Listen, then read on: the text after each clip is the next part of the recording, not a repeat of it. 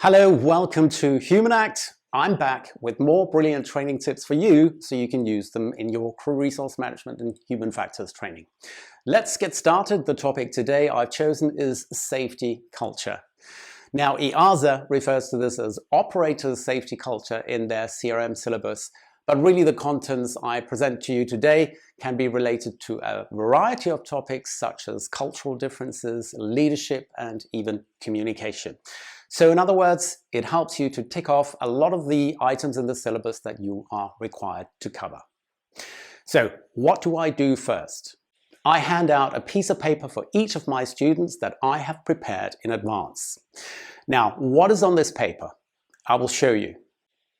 As you can see here on the left side of the paper, we've got 5 statements, and we've also got 5 different statements on the right side of the paper. What I instruct my students to do is to first read the first statement on the left side, then move to reading the first statement on the right side. Now, these two statements are kind of each other's opposites. I then ask them to focus on the scale from 0 to 5 in the middle and instruct them to circle a number on the scale to kind of indicate their degree of agreement with either the left statement or the right statement. I ask them to continue like this until they've finished with all 5 rows and have circled 5 numbers. Now, the next thing I do is ask them to look at the numbers they've circled and add them up so we get a total. Now, this total is not the final figure we want to get to. In order to get to the final figure, we want to multiply this total by 4, and that gives us the final figure.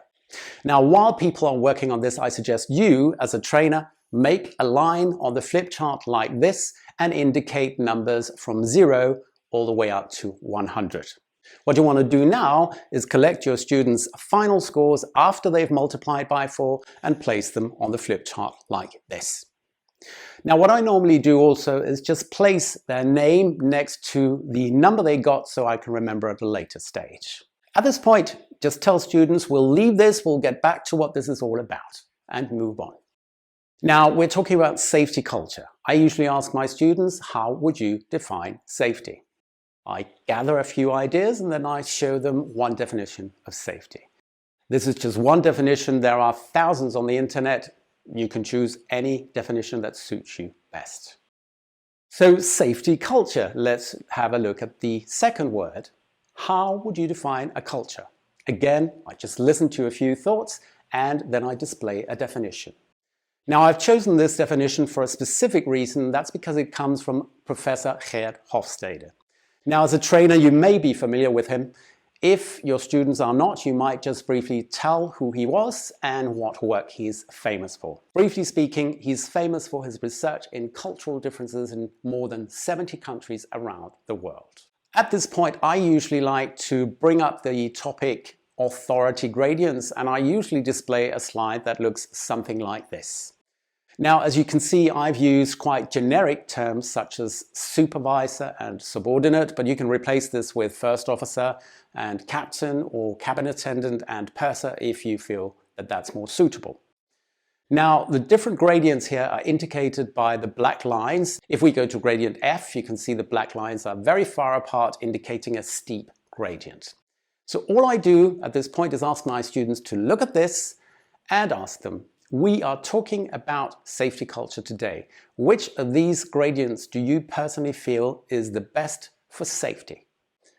Alpha, Bravo, Charlie, Delta, Echo, or Foxtrot? I let that question linger in the air, let people have a think about it, and instruct them to write down their answer on a piece of paper in front of them. Once they've done that, I mark their answers up here so I've got them. Just leave the authority gradients at this point and get back to Gerd Hofstede. Gerd Hofstede developed some parameters that enabled him to compare the cultural differences in different countries on the globe. One of these parameters he called PDI, or power distance.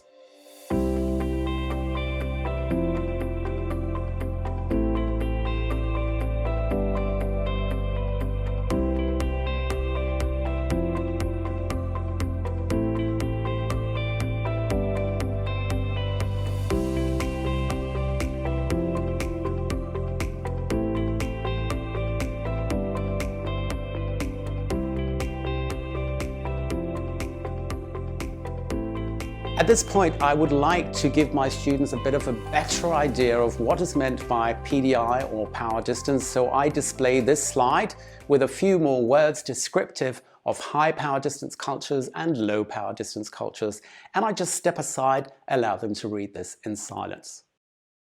Once they've finished reading, I ask them which side you feel that you're mostly on yourselves. Most people in aviation, in my experience, will point to low PDI. Now move on to showing some more detailed data about Hofstede's work by showing a map of the world. Now, the different PDIs are indicated by colors here. As you can see, the red colors are countries with a high PDI, whereas the green colors are countries with a low PDI. We can also look at a map of Europe. Here we see slightly different color codings, but again, the same principle. So now is the time you want to return to your line with the numbers and ask your students, what do you think that these numbers are all about? And they may figure out that it's probably about PDI, to which you can say, yes, it is. I have to be fair there and say that answering 5 questions like this cannot diagnose someone's PDI. However, the numbers are usually quite interesting for a discussion. So if I have people from many different cultures in my classroom, I might ask them on a scale from 0 to 100, where 0 is a very low PDI and 100 is very high PDI, which number do you think your country has? And then I can move on to showing some more exact figures, firstly for Europe, and secondly for the world. Now, power distance index did not have anything to do with aviation. It only reflected how people in different countries around the globe perceived their culture. So this is where the next researcher comes into the picture, Ashley Merritt. Ashley Merritt looked at Hofstede's research on power distance and thought, this is interesting. I wonder what happens if I rephrase some of the questions on the original questionnaire so they are suited for the flight deck environment, and then go into flight decks in different countries and ask pilots to answer these. Now, Ashley Merritt chose to limit the amount of countries to 19, and on this slide you can see 5 of the 19 with the highest PDI and 5 of the 19 countries with the lowest PDI.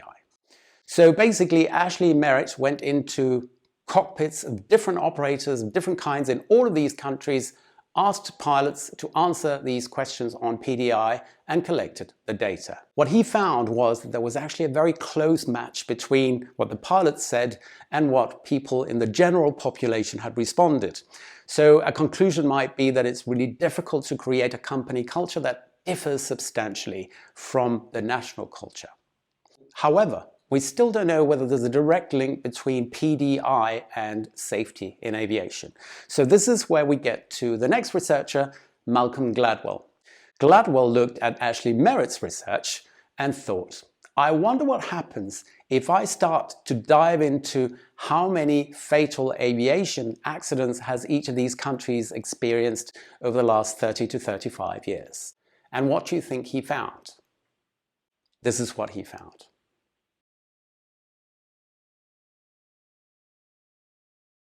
It might give off the impression that the lower the PDI, the higher the level of safety.